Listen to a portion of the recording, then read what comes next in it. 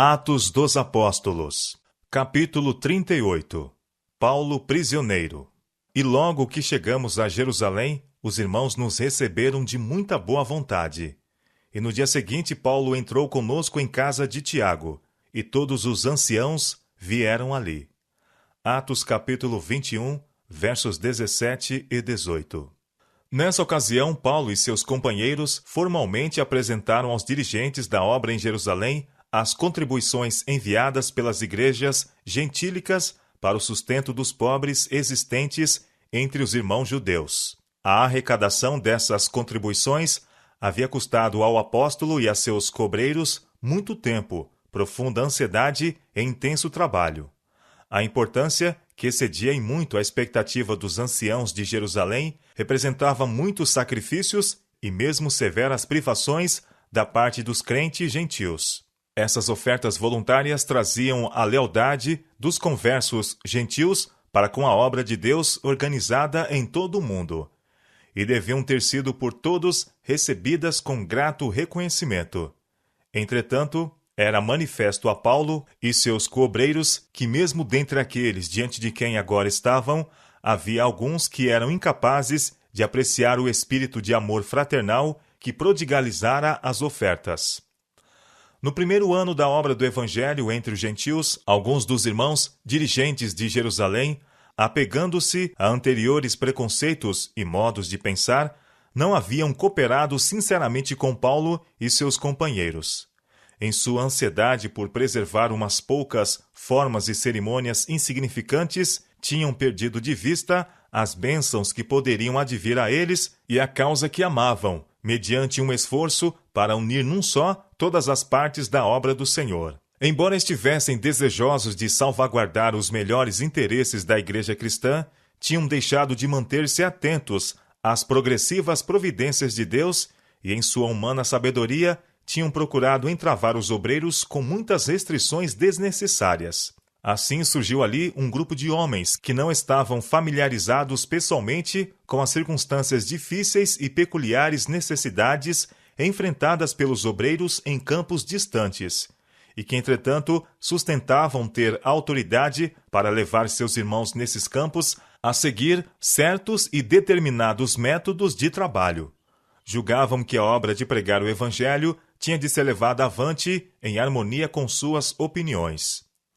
Vários anos haviam passado desde que os irmãos em Jerusalém, juntamente com representantes de outras igrejas principais, tinham dado cuidadosa atenção às perturbadoras questões que haviam surgido com respeito a métodos seguidos pelos que trabalhavam entre os gentios. Como resultado desse concílio, os irmãos tinham sido unânimes em fazer definidas recomendações às igrejas concernentes a certos ritos e costumes, inclusive a circuncisão. Nesse concílio geral, os irmãos foram também unânimes em recomendar Paulo e Barnabé às igrejas cristãs como obreiros dignos da inteira confiança de cada crente. Havia entre os presentes a essa reunião alguns que haviam criticado severamente os métodos de trabalho seguidos pelos apóstolos, sobre quem repousava o principal encargo de levar o Evangelho ao mundo gentil. Durante o concílio, sua visão do propósito de Deus se tinha ampliado, e eles se uniram a seus irmãos em fazer sábias decisões que tornaram possível a unificação de todo o corpo de crentes. Posteriormente, quando se tornou claro que os conversos dentre os gentios estavam aumentando rapidamente, houve alguns poucos dentre os irmãos dirigentes em Jerusalém que começaram de novo a acariciar seus anteriores preconceitos contra os métodos de Paulo e seus companheiros. Esses preconceitos se fortaleceram com o passar dos anos, até que alguns dos dirigentes determinaram que a obra de pregar o Evangelho devia daí por diante ser dirigida de acordo com suas próprias ideias. Se Paulo conformasse seus métodos e certa orientação por eles defendida, reconheceriam sua obra e a sustentariam. De outro modo, não mais haveriam como favor nem lhe concederiam a manutenção. Esses homens haviam perdido de vista o fato de que Deus é o mestre de seu povo, que cada obreiro em sua causa deve alcançar uma experiência pessoal em seguir o divino líder, e não em buscar dos homens guia direta, que seus obreiros devem ser talhados e moldados, não segundo as ideias do homem, mas segundo a semelhança divina. Em seu ministério, o apóstolo tinha ensinado o povo não com palavras persuasivas de sabedoria humana, mas em demonstração de espírito e de poder. As verdades que proclamavam tinham-lhe sido reveladas pelo Espírito Santo, porque o Espírito penetra todas as coisas, ainda as profundezas de Deus. Porque qual dos homens sabe as coisas do homem, senão o Espírito do homem que nele está? Assim também ninguém sabe as coisas de Deus, senão o Espírito de Deus, as quais, declara Paulo, também falamos, não com palavras de sabedoria humana, mas com as que o Espírito Santo ensina, comparando as coisas espirituais com as espirituais. 1 Coríntios, capítulo 2, verso 4 e versos 10 a 13. Através de seu ministério, Paulo tinha buscado orientação direta de Deus. Ao mesmo tempo, tinha sido muito cuidadoso em trabalhar em harmonia com as decisões do Concílio Geral de Jerusalém.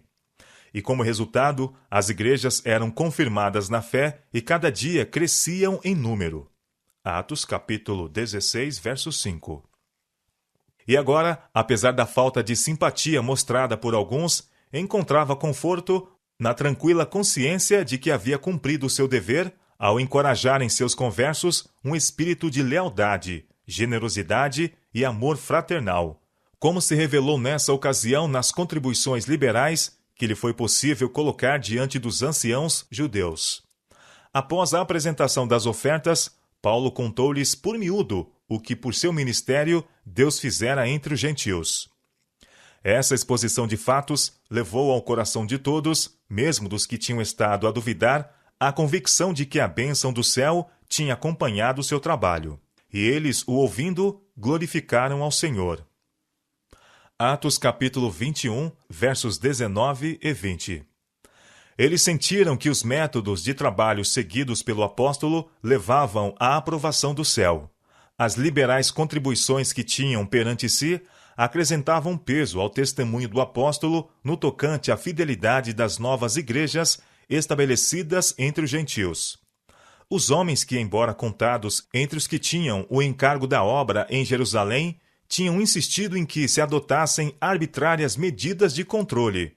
Viram o ministério de Paulo sob nova luz e ficaram convencidos de que seu próprio procedimento tinha sido errado, que haviam estado escravizados pelas tradições e costumes judaicos, e que a obra do Evangelho tinha sido grandemente embaraçada por não haverem reconhecido que o muro de separação entre judeus e gentios tinha sido derribado pela morte de Cristo.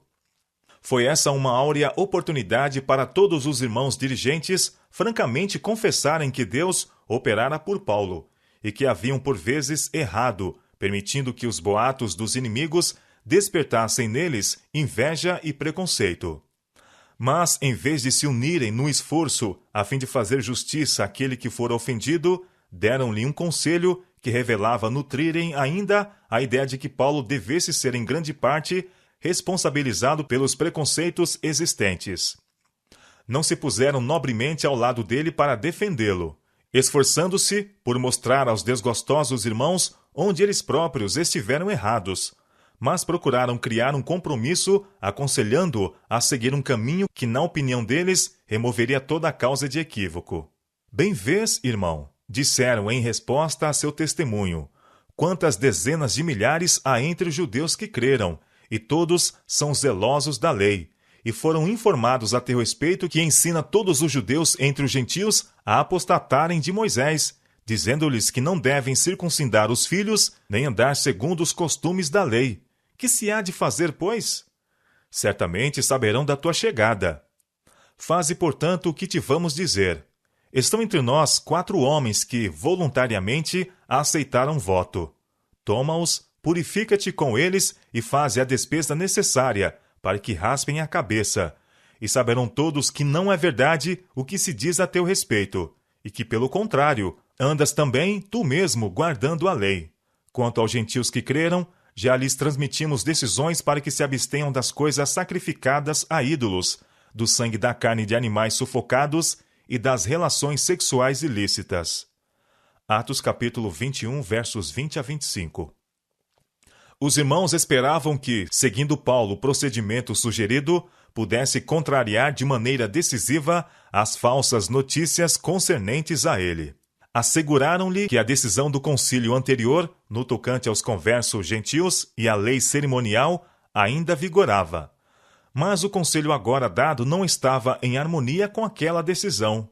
O Espírito de Deus não ratificou essa instrução. Foi ela fruto da covardia. Os líderes da igreja em Jerusalém sabiam que, por não se conformarem com a lei cerimonial, os cristãos atrairiam sobre si o ódio dos judeus e se exporiam à perseguição. O Sinédrio estava fazendo o máximo para deter o progresso do Evangelho. Por ele foram escolhidos homens para seguirem os apóstolos, especialmente Paulo, e por toda maneira possível opor-se à sua obra. Se os crentes em Cristo fossem condenados pelo Sinédrio como quebrantadores da lei, seriam levados a sofrer imediata e severa punição como apóstatas da fé judaica. Muitos dos judeus que haviam aceitado o Evangelho acariciavam ainda certa deferência pela lei cerimonial e estavam demasiado dispostos a fazer perigosas concessões, esperando assim ganhar a confiança de seus concidadãos, remover seus preconceitos e ganhá-los para a fé em Cristo como Redentor do mundo. Paulo compreendeu que, por todo o tempo em que muitos dos principais membros da igreja em Jerusalém continuassem a manter o preconceito contra ele, procurariam constantemente prejudicar sua influência. Acreditava que, se por alguma concessão razoável pudesse ganhá-los para a verdade, removeria um grande obstáculo ao êxito do Evangelho em outros lugares. Não se achava, porém, autorizado por Deus para ceder tanto quanto pediam. Quando pensamos no grande desejo de Paulo em harmonizar-se com seus irmãos, sua bondade para com os fracos na fé, sua reverência pelos apóstolos que haviam estado com Cristo e por Tiago, o irmão do Senhor, e seu propósito de tornar-se tanto quanto possível tudo para com todos, sem sacrificar princípios, quando pensamos em tudo isso, surpreende menos que ele tenha sido constrangido a se desviar do caminho firme e decidido que até aí seguira. Mas, em vez de alcançar o objetivo desejado, seus esforços pela conciliação apenas precipitaram a crise, apressaram os sofrimentos que lhe estavam preditos, e resultaram em separá-lo de seus irmãos, privando a igreja de uma de suas mais fortes colunas e levando a tristeza aos corações cristãos em toda a parte. No dia seguinte, Paulo começou a executar o conselho dos anciãos. Os 4 homens que haviam feito o voto de Nazireu, cujo termo estava quase cumprido, foram levados por Paulo ao templo, anunciando serem já cumpridos os dias da purificação, e ficou ali até se oferecer por cada um deles a oferta. Atos capítulo 21, verso 26.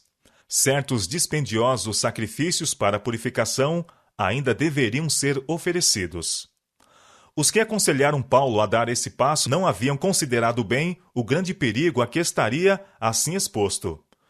Jerusalém estava, nessa época, regurgitando de adoradores vindo de muitas terras.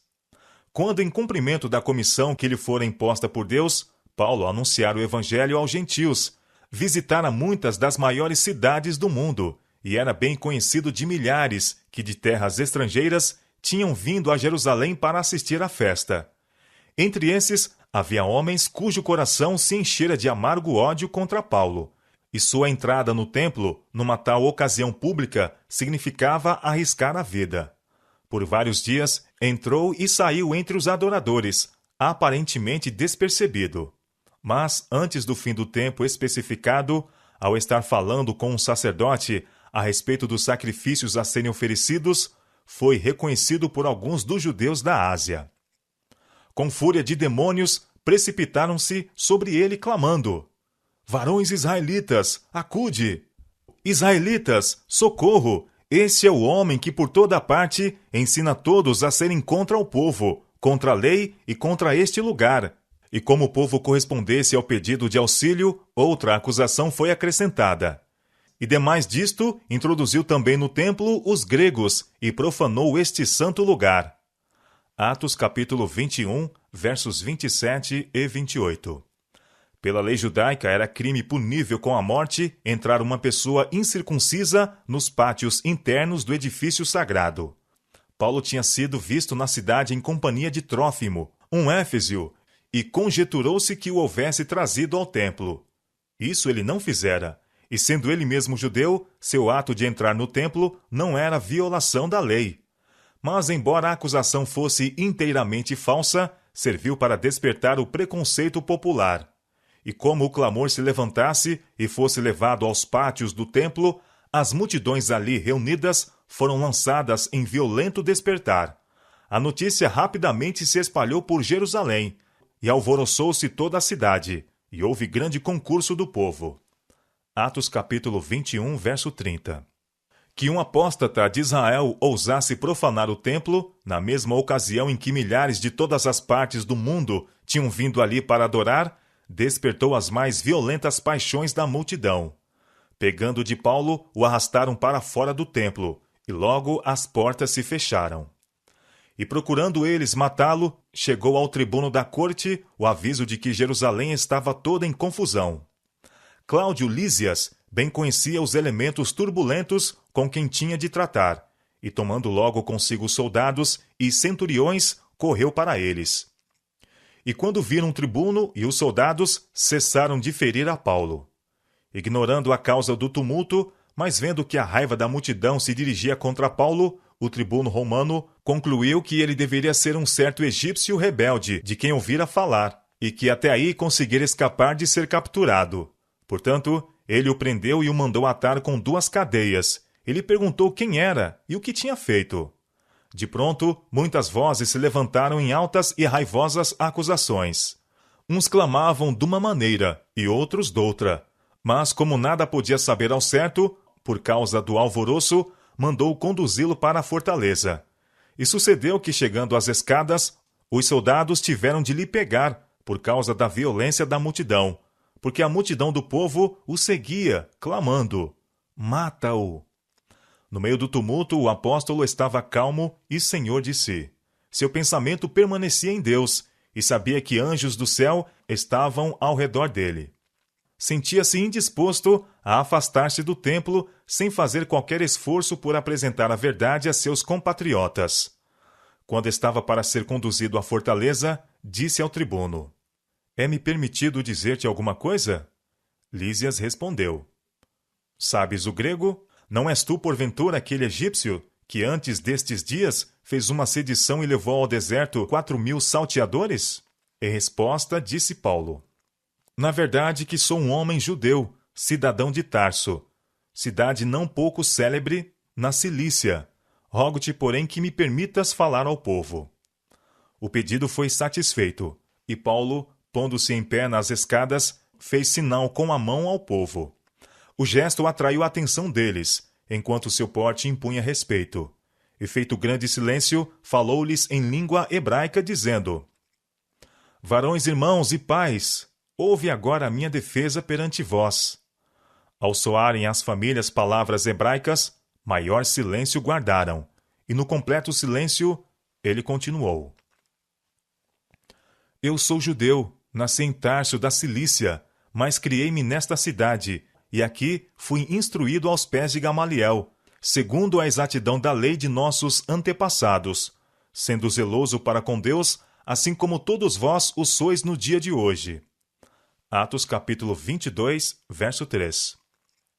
Ninguém podia negar as afirmações do apóstolo, porquanto os fatos a que se referia eram bem conhecidos de muitos que ainda estavam vivendo em Jerusalém.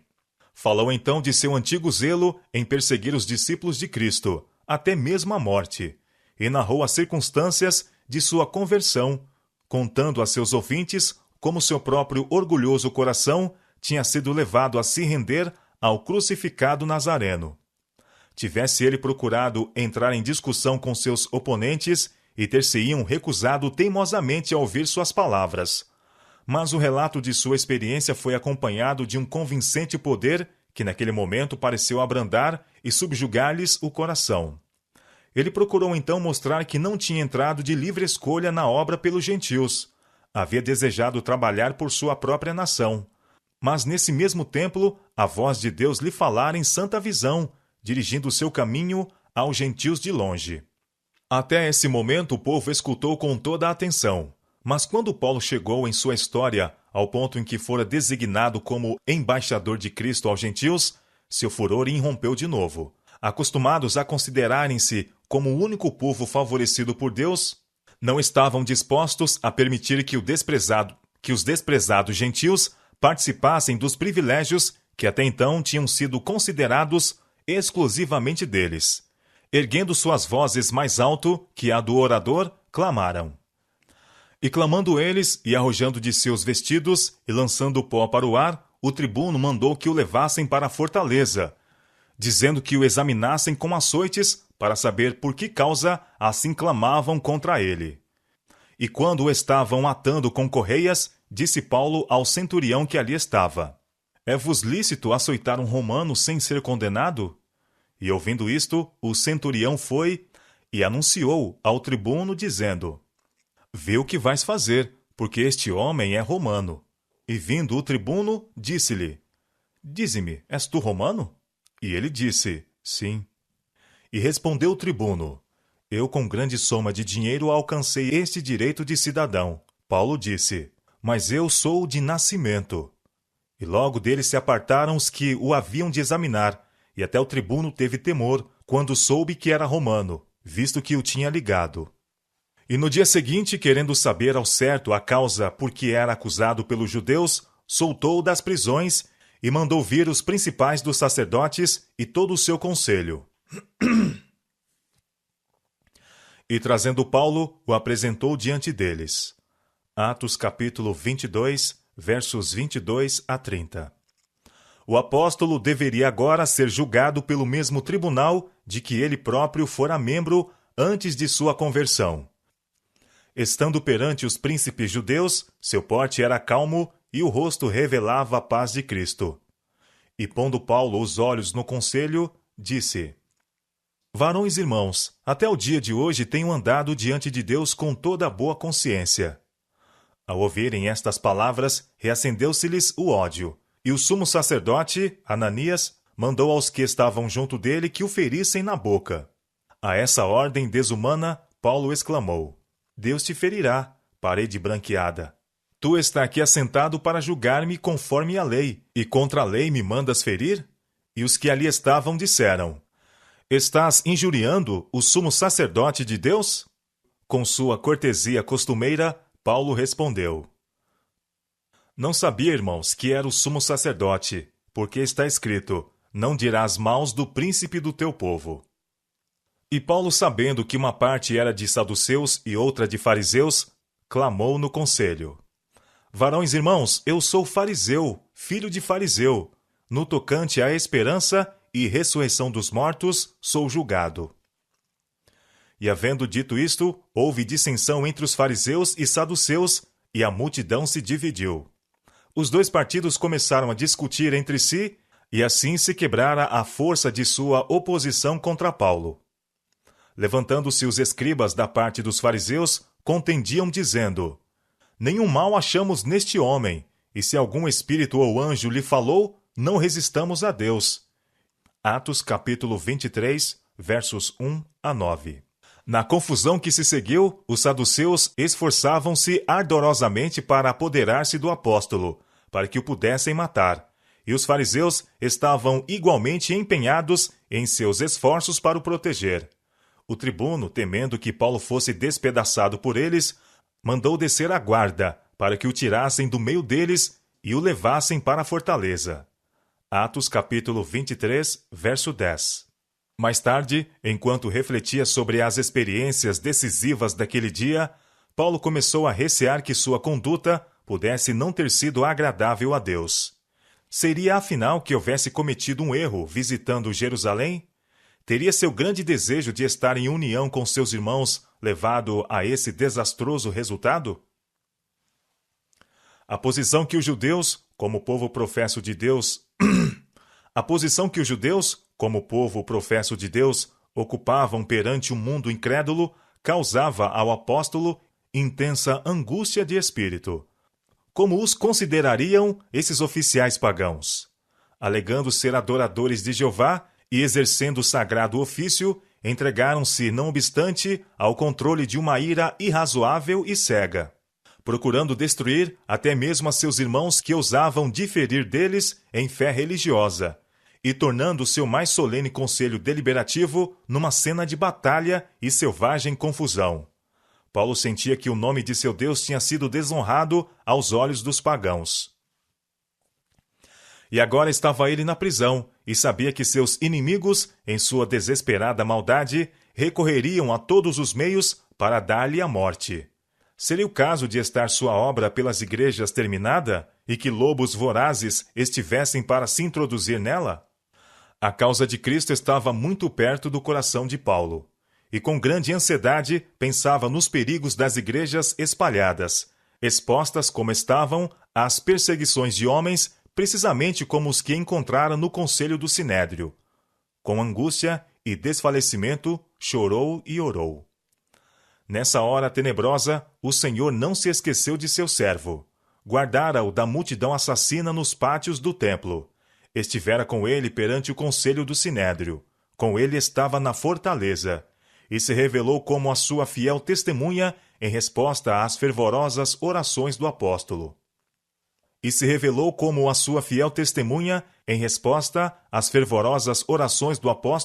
Em que pedia que o guiasse. E na noite seguinte, apresentando-se-lhe o Senhor, disse: Paulo, tem bom ânimo, porque como de mim testificaste em Jerusalém, assim importa que testifiques também em Roma. Atos capítulo 23, verso 11. Havia muito que Paulo queria visitar Roma. Desejava muitíssimo testemunhar de Cristo ali, mas compreendera que seus propósitos se frustraram pela inimizade dos judeus. Mal imaginava, mesmo então, que seria como prisioneiro que chegaria em Roma. Enquanto o Senhor encorajava seu servo, os inimigos de Paulo estavam avidamente tramando sua destruição. E quando já era dia, alguns dos judeus fizeram uma conspiração e juraram, dizendo que não comeriam nem beberiam enquanto não matassem a Paulo. E eram mais de 40 os que fizeram essa conjuração. Atos capítulo 23, versos 12 e 13. Aqui estava um jejum, tal como o Senhor condenara por intermédio de Isaías. Um jejum para contendas e debates, e para darem punhadas impiamente. Isaías capítulo 58, verso 4. Os conspiradores foram ter com os principais dos sacerdotes e anciãos, e disseram: Conjuramo-nos, sob pena de maldição, a nada provarmos até que matemos a Paulo. Agora, pois, vós, com um conselho, rogando ao tribuno que vô-lo traga amanhã, como querendo saber mais alguma coisa de seus negócios, e antes que chegue, estaremos prontos para o matar. Atos capítulo 23, verso 15. Em lugar de reprovar esse plano cruel, os príncipes e sacerdotes mais que depressa o aceitaram. Paulo havia dito a verdade quando comparou Ananias a um sepulcro branqueado. Mas Deus se interpôs para salvar a vida de seu povo. O filho da irmã de Paulo, ouvindo dessa cilada dos assassinos, foi e entrou na fortaleza e o anunciou a Paulo. E Paulo, chamando a si um dos centuriões, disse: Leva este mancebo ao tribuno, porque tem alguma coisa que lhe comunicar. Tomando ele, pois, o levou ao tribuno e disse: O preso Paulo, chamando-me a si, me rogou que te trouxesse este mancebo, que tem alguma coisa para dizer-te. Atos capítulo 23, versos 16 e 18. Cláudio Lísias recebeu o jovem bondosamente e, tomando-o à parte, perguntou: Que tens que me contar? O jovem respondeu: Os judeus se concertaram rogar-te que amanhã leves Paulo ao conselho, como que tendo de inquirir dele mais alguma coisa ao certo. Mas tu não o creais, porque mais de 40 homens, dentre eles, lhes andam armando ciladas, os quais se obrigaram, sob pena de maldição, a não comerem nem beberem, até que o tenham morto. E já estão apercebidos, esperando de ti promessa. Então o tribuno despediu o mancebo, mandando-lhe que a ninguém dissesse que lhe havia contado aquilo. Atos capítulo 23, versos 19 a 22. Lísias imediatamente decidiu transferir Paulo de sua jurisdição para a de Félix, o procurador. Como um povo, os judeus estavam num estado de agitação e irritação e eram frequentes os tumultos. A presença permanente do apóstolo em Jerusalém podia levar a consequências perigosas para a cidade e até mesmo para o próprio comandante. Assim, pois, chamando 2 centuriões, lhes disse: aprontai para as 3 horas da noite 200 soldados, e 70 de cavalo, e 200 arqueiros para irem até Cesareia. E aparelhai cavalgaduras, para que, pondo nelas a Paulo, o levem salvo ao presidente Félix. Atos capítulo 23, versos 23 e 24. Nenhum tempo devia ser perdido em enviar Paulo. Tomando, pois, os soldados a Paulo, como lhe fora mandado, o trouxeram de noite a Antipátride. Atos capítulo 23, verso 31. Deste lugar, os cavaleiros foram com prisioneiro para Cesareia, enquanto os 400 soldados retornaram a Jerusalém. O oficial a cujo cargo estava o destacamento entregou a Félix o prisioneiro, apresentando também uma carta que lhe tinha sido confiada pelo tribuno. Cláudio Lísias a Félix, potentíssimo presidente, saúde. Esse homem foi preso pelos judeus, e estando já a ponto de ser morto por eles, sobrevim eu com a soldadesca, e o livrei, informado de que era romano. Apresentando também uma carta que lhe tinha sido confiada pelo tribuno. E querendo saber a causa por que o acusavam, o levei ao seu conselho, e achei que o acusavam de algumas questões da sua lei, mas que nenhum crime havia nele digno de morte ou de prisão. E sendo-me notificado que os judeus haviam de armar ciladas a esse homem, logo te enviei, mandando também aos acusadores que perante ti digam o que tiverem contra ele. Passa bem. Atos capítulo 23, versos 26 a 30. Após ler a comunicação, Félix inquiriu de que província era o prisioneiro, e informado que da Cilícia, disse: ouvir-te-ei, quando também aqui vierem os teus acusadores. E mandou que o guardassem no pretório de Herodes. Atos capítulo 23, verso 35. O caso de Paulo não era o primeiro em que um servo de Deus encontrava entre os pagãos um abrigo da maldade do professo povo de Jeová. Em sua cólera contra Paulo, os judeus haviam acrescentado mais um crime ao tenebroso catálogo que marcava a história desse povo. Haviam endurecido mais o coração contra a verdade e tornado mais certa a sua condenação. Poucos compreendem o amplo significado das palavras ditas por Cristo quando na sinagoga de Nazaré apresentara-se como o ungido. Ele anunciara sua missão de confortar, abençoar e salvar os aflitos e pecadores. E então, vendo que a incredulidade e o orgulho controlavam o coração de seus ouvintes, ele recordou que no passado Deus se havia retirado de seu povo escolhido por causa de sua incredulidade e rebelião, e se tinha manifestado aos das terras pagãs que não haviam rejeitado a luz do céu. A viúva de Sarepta e Naamã da Síria tinham vivido à altura de toda a luz que possuíam. Assim foram eles considerados mais justos que o povo escolhido de Deus que se tinha desviado dele, e sacrificado o princípio, a conveniência e a honra mundana. Cristo disse aos judeus de Nazaré uma terrível verdade, quando declarou que com um apóstata Israel não havia segurança para o fiel mensageiro de Deus. Eles não reconheceriam seu valor, nem apreciariam seus labores. Enquanto os dirigentes judeus professavam ter grande zelo pela honra de Deus e o bem de Israel, eram inimigos de ambos. Por preceito e exemplo, estavam levando o povo mais e mais longe da obediência a Deus, guiando-o onde Deus não poderia ser sua defesa no dia da angústia. As palavras de reprovação do Salvador aos homens de Nazaré aplicavam-se, no caso de Paulo, não apenas aos incrédulos judeus, mas a seus próprios irmãos na fé. Houvessem os dirigentes na igreja abandonado inteiramente seus sentimentos de amargura contra o apóstolo, aceitando-o como alguém especialmente chamado por Deus para levar o evangelho aos gentios, e o Senhor o teria poupado para eles. Deus não havia ordenado que os trabalhos de Paulo tão cedo tivessem fim, mas não operou um milagre para conter o encadeamento de circunstâncias que a atitude dos dirigentes da igreja em Jerusalém haviam provocado. Esse espírito está ainda produzindo os mesmos resultados.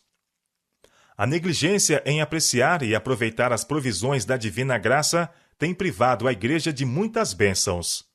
Quantas vezes teria o Senhor prolongado a obra de um fiel ministro, tivesse seu trabalho sido apreciado? Mas, se a igreja permite ao inimigo perverter o entendimento, de maneira que representem e interpretem mal as palavras e os atos do servo de Cristo, se permitem opor-se-lhe e estorvar a utilidade própria, o Senhor às vezes remove deles a bênção que ele deu. Satanás está constantemente operando por meio de seus agentes para desanimar e destruir aqueles a quem Deus tem escolhido para realizar uma grande e boa obra. Podem eles estar prontos para sacrificar mesmo a própria vida para o avançamento da causa de Cristo. Não obstante, o grande enganador sugerirá a seus irmãos dúvidas referentes a eles, que, se mantidas, minarão a sua confiança em sua integridade de caráter, impedindo assim sua utilidade.